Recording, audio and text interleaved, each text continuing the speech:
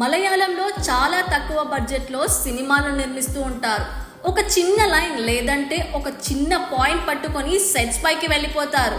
Star cast కాకుండా తెరపై పాత్రలు కనిపించేలా తీర్చిదిద్దుతారు.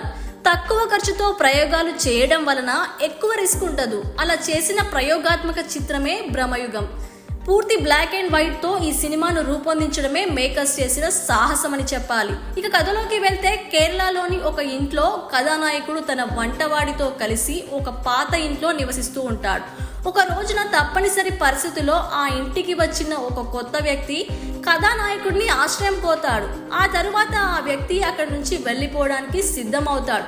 కానీ ఆ ఇంట్లో నుంచి బయటపడలేకపోతాడు. అందుకు కారణం ఏమిటి, అప్పుడు అతను ఏం చేస్తాడు అనేది కథ. త్వరలోనే ఈ సినిమా తెలుగు ప్రేక్షకుల ముందుకు రానుంది. ఈ నెల 15వ తేదీన ఈ సినిమాను అక్కడ రిలీజ్ చేశారు. ఈ సినిమాకి అక్కడ నుంచి మంచి రెస్పాన్స్ వచ్చింది. మౌత్ టాక్ తోనే రోజు రోజుకి వసూలు పెరుగుతున్నాయి. అలాగే థియేటర్లను కూడా పెంచుతున్నారు. డిఫరెంట్ లుక్ తో మమ్ముట్టి ప్రధానమైన పాత్రను పోషించిన సినిమా ఇది. హారర్ థ్రిల్లర్ జోనర్లో ఈ సినిమాను నిర్వహించారు.